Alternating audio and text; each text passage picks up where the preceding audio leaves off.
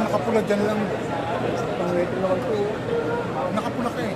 Alam mo, parang dilaw. Okay na dito. Basta bintang mo sa akin.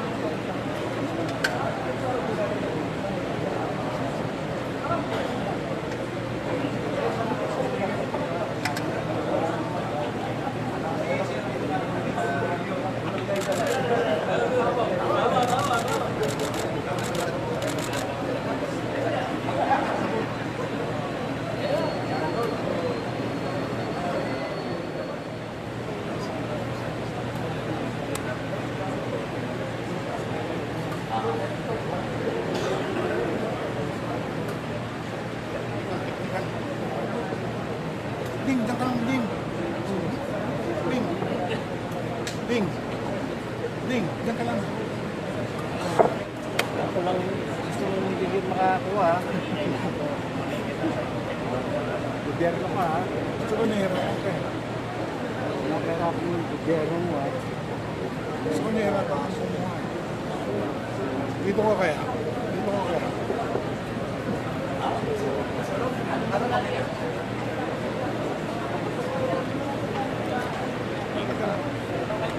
Iyak ka na. Iyak ka na. Putang ina, patagilid yung tapak dito eh. Sinisuksik ako ni Ding eh. Tingin ba ito, Ding? Hindi, tinorman mo lang ako ito.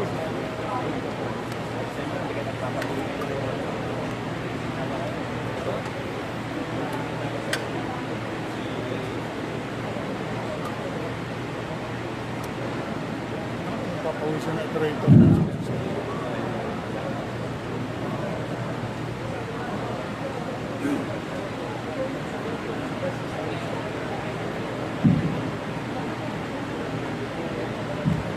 Good morning once again, ladies and gentlemen, and welcome to the flag raising ceremony of the National Headquarters, Philippine National Police. At this point, ladies and gentlemen, let us now hear the message of the officer in charge, Philippine National Police, Police Lieutenant General Archie Francisco Gamboa. Good morning, everyone. Group Commander Duty Cartaya.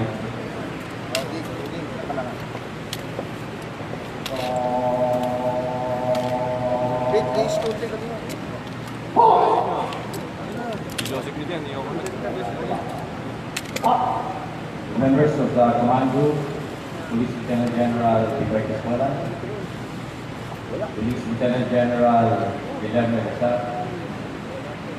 members of the Directorial Staff, heads of the National Support Units, Police Commissioned Officers, non-commissioned officers, non-uniformed personnel. We do not know what the future holds for us, but we can always control the present in order for us to build the future. This thought of wisdom embodies my message for today's flag raising ceremony. The Philippine National Police has been the subject of scrutiny for the past month regarding the recent controversy on media cups and other issues that threaten to shaken the almost restored image of our organization. We should stand our ground and never forward to these excruciating circumstances that loomed us unexpectedly. We cannot foretell the future, but we can always envision what we want to transpire by traversing our present to our end goal. We are no longer able to change a situation. We are challenged to change our course. From the time our Chief PNP Police General Oscar Albayalde decided to go on a non-duty status, it becomes imperative as the Deputy Chief PNP for Administration, as second in command, and now also the officer in charge of the Philippine National Police, clothed with the authority from the National Police Commission, to take the rein in order to ensure that our organization continuously steer towards the accomplishment of its mission and mandate, that is to serve and to protect. It was a challenging time for all of us in the command group, the return staff, national support units, and other regional officers for the past 7 days upon my assumption as DCA and as your OIC. It was in my day one as officer in charge that I immediately convened the heads of all PNP offices to regroup in order to give direction on what should be the disposition of the PNP in line with the issues at hand. I have also given a series of guidelines and directed concerned director staff to reduce this instruction into a command memorandum circular to be circulated to all PNP units through official channels. Included in the directive are the primary do's and don'ts that the PNP personnel should and should not undertake. This is to ensure the decisively effect implementation of the internal cleansing program and all other related issuances on organizational discipline and bureaucratic conduct listed as: number 1, no golf during weekdays. It may only be allowed during holidays and weekends. Number 2, no engagement or unauthorized presence in places of ill reputes, gambling places, casinos, campings, public drinking places, and those places that are analogous to this, unless we are conducting a law enforcement function. Number 3, no take in whatever form of material or monetary consideration from operators of illegal gambling, drug dealers, including any form of bribe, grease money, or cotton, from all illegal sources. No use of recovered or evidenced motor vehicles or motorcycles. No use of PNP or PNP's personal private vehicles without plate number or conduction sticker number. I will make sure that it will be implemented. Karamihan nagsasabi na hindi ako marunong magalit. Maaring mahaba ang aking pasensya. Pero pagdating sa trabaho at kung ano yung naayon sa alam kong tama, huwag niyo akong subukan. And that is not a threat, but a cautionary statement to those who will test my patience. Further, as a public servant, all PNP personnel should serve the public with a smile and with utmost courtesy. Our constituents deserve a first-class treatment. As to restore the importance of proper decorum, all personnel should render salute to superior officers and must show utmost respect. But it is also upon the leaders that you should always look for the subordinates' welfare. On the other hand, we show respect to our prescribed uniform. Tamang B should be strictly enforced. And all PNP personnel must not tolerate lawlessness or disorder and must be tough against criminals without fear or favor. These directives must not be misconstrued as the martial law rules within our organization.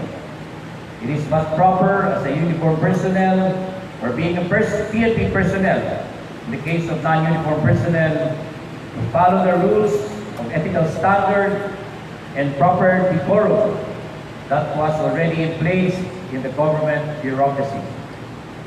What we need to do is to diligently put into practice and embody it in our daily lives as a good public servant. In line with this, expect numerous changes within our organization, as I have ordered the massive revamp beginning at the national headquarters down to the regional levels.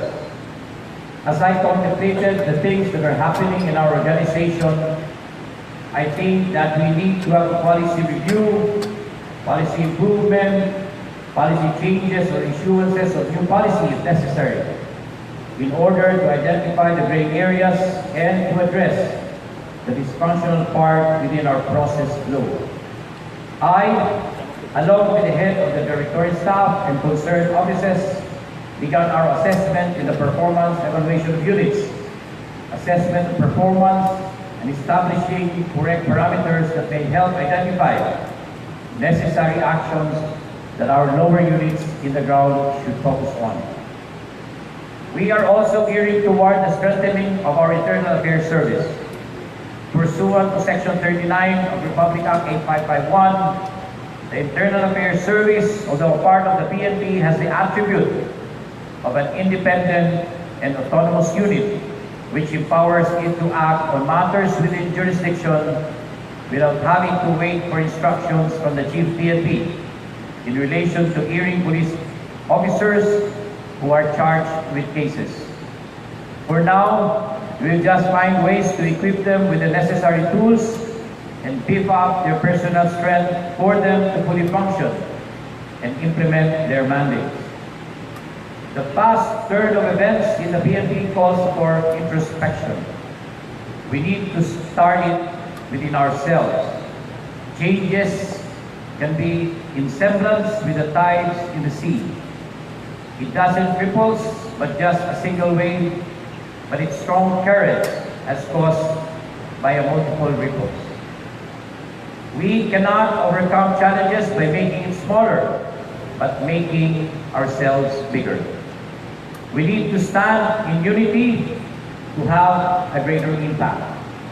And for us to get the true essence of unity, allow me to borrow the words of Mahatma Gandhi, and I quote, "Unity to be real must stand the severest strain without breaking," unquote.